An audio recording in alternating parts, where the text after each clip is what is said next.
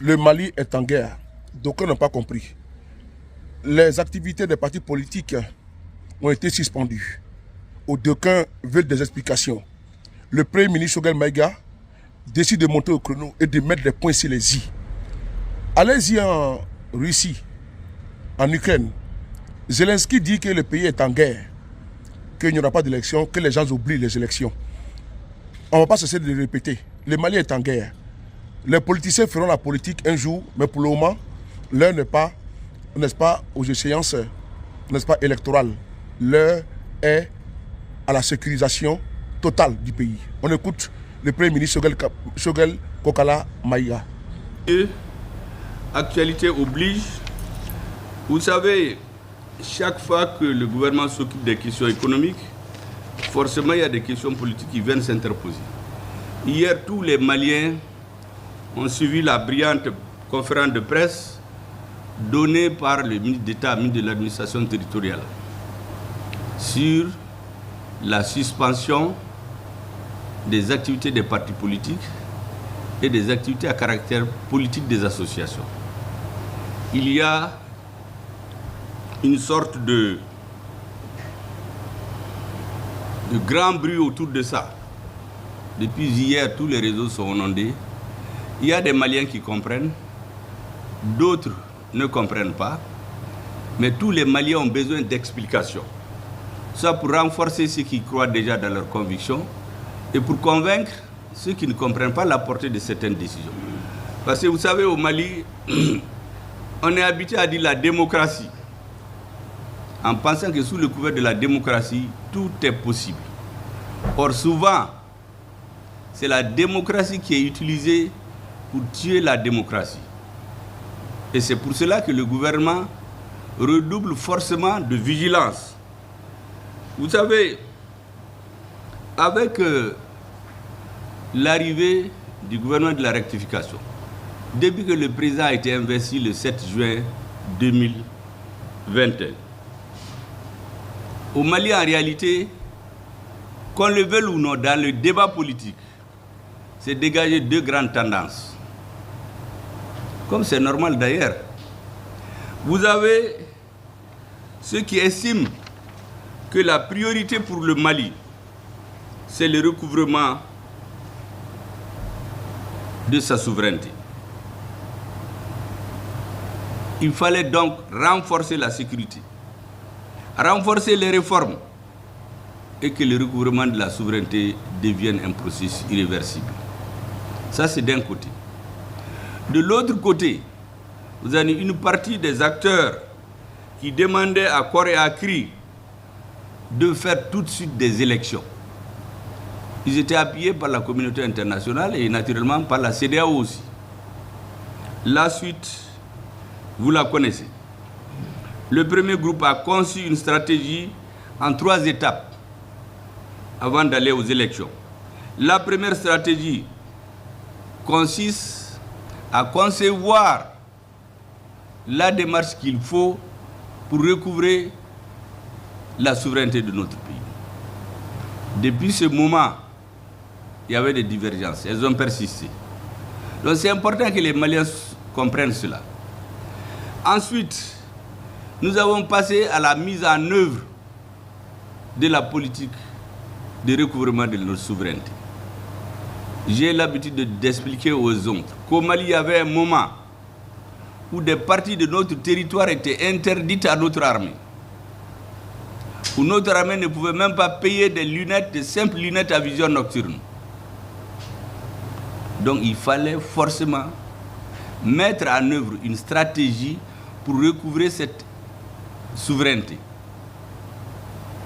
On avait 50 000 forces étrangères sur notre territoire. Le terrorisme ne fait que gagner du terrain. Ça nous a amené à la conclusion que ces forces n'étaient pas là forcément pour la paix. Il y a même un président africain qui s'est dédié après, qui disait en 2009 qu'il ne comprend pas que le nombre de forces armées, je ne dis pas forces étrangères, forces armées étrangères et maliennes réunies, font 50 000 en 2019. Et le terrorisme est allé de l'extrême nord du Mali a pris 80%. Mieux ou bien pire, c'est aller juste dans les pays limitrophes, juste dans la zone du Golfe. Or, il y avait MINUSMA, Barkhane, G5 Sahel, Takuba, EUTM, ECAP Sahel et que sais-je encore. Donc manifestement, il fallait s'interroger sur le sens de leur présence. Le Mali a tiré les conséquences et nous avons recouvré. La mise en œuvre du processus de recouvrement consiste d'abord à se séparer de ces différentes forces, à donner tous les moyens à notre armée pour qu'elle soit seule maître sur notre territoire. Et le Mali a recouvré l'intégrité territoriale et la souveraineté sur l'ensemble du territoire national. Ça, c'est la mise en œuvre. Maintenant, l'étape suivante, c'est la consolidation de ce processus. Là aussi, les mêmes débats ont réapparu. Parce que tant qu'on était à la première phase, il y avait les débats. Fallait-il, oui ou non, renforcer l'armée? Quand on a pris Kidal, tout le monde s'est tué. Avant ça, j'ai rappelé que quand il y a eu les attaques barbares du bateau de Tombouctou, la CEDEAO s'est réunie, elle n'a même pas parlé. Au niveau du Conseil de sécurité, on n'a même pas pu adopter une lettre de condoléances au président du Mali. Donc, ça veut dire que les vies humaines des Maliens, pour certains, ne valent pas grand-chose. Et donc, le gouvernement a décidé que la phase de stabilisation, après l'élaboration de la stratégie et sa mise en œuvre de recouvrement de l'intégrité de notre pays et de la souveraineté, que la phase de stabilisation doit atteindre un point de non-retour en arrière. Un point suffisamment stable pour pouvoir organiser des élections. Dès que le Mali a recouvré l'intégrité de son territoire et sa souveraineté, le président de la transition immédiatement a tiré les conséquences d'ordre politique, d'ordre historique et d'ordre stratégique, qui consiste à dire qu'il ne suffit pas de conquérir par la force des territoires. Il faut la gestion. Le président a mis en place le comité de dialogue intermalien. Donc, les résultats du travail de ce comité, plus l'atteinte du niveau de stabilisation de la souveraineté du pays, sont les conditions sine qua non pour fixer la date d'une élection. Et donc, pendant que ces deux processus sont en cours, les Maliens doivent comprendre que l'existence de notre nation doit nous conduire à aider ces deux processus à arriver à leur terme. Vous savez, dans chaque pays, on tient compte de la réalité pour décider. Ceux qui écoutent aux États-Unis, il y a les débats aujourd'hui, mais quand vous écoutez Trump, il vous dit que l'économie américaine, c'est la catastrophe. Quand vous écoutez le président au pouvoir, il vous dit que l'économie ne s'est jamais bien portée que cette année. Donc les citoyens ont toutes les versions pour analyser et décider. Eh bien, le Mali, c'est la même chose. Ceux qui sont décidés à faire en sorte que le processus de recouvrement de la souveraineté du Mali arrive à un point de non-retour avant d'arriver à quoi que ce soit. Que le dialogue intermalien dépose ses conclusions auprès du chef de l'État. Parce que c'est une sorte d'assise bis. Et que c'est la combinaison de ces deux solutions qui permettront au gouvernement de décider quand est-ce qu'il doit aller aux élections. Ça, c'est une partie des Maliens. Mais il y a d'autres qui, dès le départ, ont dit faisons des élections. Le recouvrement de la souveraineté, ce n'était pas leur problème. On a recouvré la souveraineté. Maintenant, ils disent qu'il faut aller aux élections. Imaginez-vous les soldats qui sont en train de se battre sur le terrain. S'il y a des remous politiques pour les démobiliser. On a vécu ça au Mali. La réalité, c'est que nous tirons les leçons de l'histoire récente de notre pays. En 2012, vous vous rappelez très bien, pendant que les soldats mouraient sur le terrain, il y avait des activités politiques, des meetings pour dire aux soldats de décrocher, de ne pas se battre. Et ça contribue à la démoralisation de nos militaires. Ça, ce n'est un secret pour personne. Des manifestations dans les villes, pendant que d'autres se tuaient.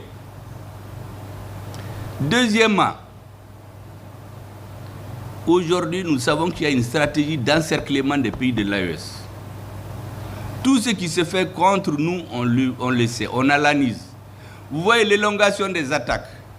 Menaka, Kai, Sikasso, le centre pour disperser nos efforts. Vous voyez, quand on déloge les gens de leur sanctuaire, ils se retrouvent dans un petit coin et ils dérangent les autres. Prenez le cas de Menaka. Malgré tout ce que l'armée fait pour escorter les céréales, les terroristes qui se sont réfugiés en Drambokan, c'est eux qui terrorisent la population. Donc le rôle de l'État, c'est de poursuivre, juste dans leur dernier retranchement, tous les terroristes. D'ailleurs, le pays auquel souvent ils se réfèrent, la France, quand ils ont repris, De Gaulle a repris le pouvoir en 1945, dans le gouvernement d'union qui était installé, la première mission, c'est de nettoyer le pays de toutes les poches du fascisme. Ensuite, il y a les questions économiques qui suivent. Donc dans notre pays, aussi longtemps que nous n'avons pas atteint un niveau de stabilisation aussi forte, le processus de recouvrement de l'intégrité de nos territoires, de la souveraineté, n'a pas atteint le point de non-retour. Et il y a des ennemis du Mali qui comptent sur ça.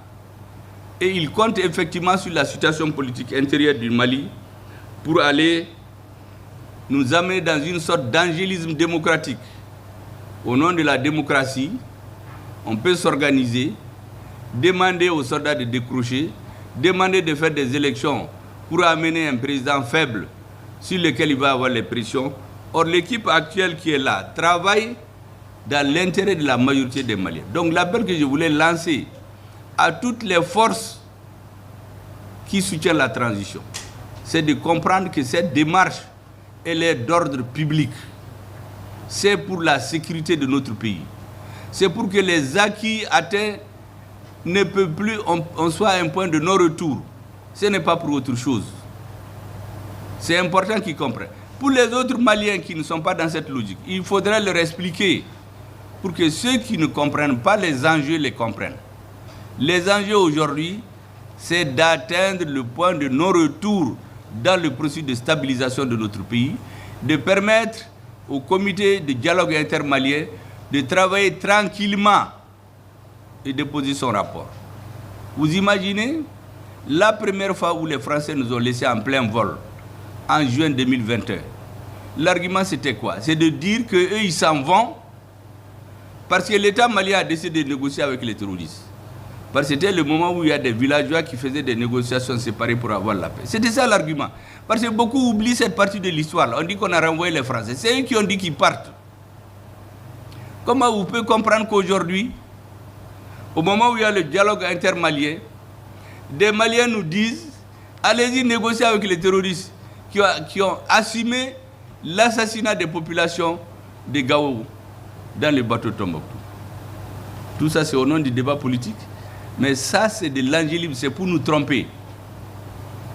À la tête du gouvernement de la transition, j'ai dit aux ambassadeurs ici que les uns et les autres comprennent très clairement que ceux qui dirigent le Mali aujourd'hui, ils ont un coefficient intellectuel largement au-dessus de la moyenne de ce qu'ils pensent. Personne ne va nous tromper. Personne ne va venir sous des discours angéliques déstabiliser notre pays. Nous connaissons déjà cette histoire. Il y a même des acteurs qui se sont spécialisés dans ça. On n'a pas besoin de les nommer, les Maliens les comprennent, les savent. Au moment où il y avait les attaques au nord, les soldats mouraient, il y avait des meetings à la place de l'indépendance pour demander aux soldats de décrocher. Tout le monde se rappelle, on poussait les mères à téléphoner à leurs enfants pour leur dire mais il ne faut pas vous battre, ce n'est pas la peine. Mais ceux qui font ça, c'est sous le couvert de la démocratie. C'est la même chose. Je voudrais donc que les Maliens comprennent très bien. Ce n'est pas une initiative du ministre d'État qui s'est levé pour suspendre ses activités. C'est la prise de conscience profonde de toute l'équipe qui dirige face à sa mission historique de mener le peuple malien au bon port. Qu'aucun bruit ne vienne nous déstabiliser, aucun discours démagogique et angélique ne vienne nous tromper pour qu'on se trompe d'adversaire, d'époque et exactement et surtout de la mission qui nous est fixée. Je voudrais que cela soit compris de tout le monde. que ce n'est contre personne. La preuve, c'est que tout le monde est frappé du même bâton. On n'a pas choisi des partis, des associations proches du gouvernement de transition et d'autres non. C'est tous les Maliens. Donc c'est une mesure d'ordre général.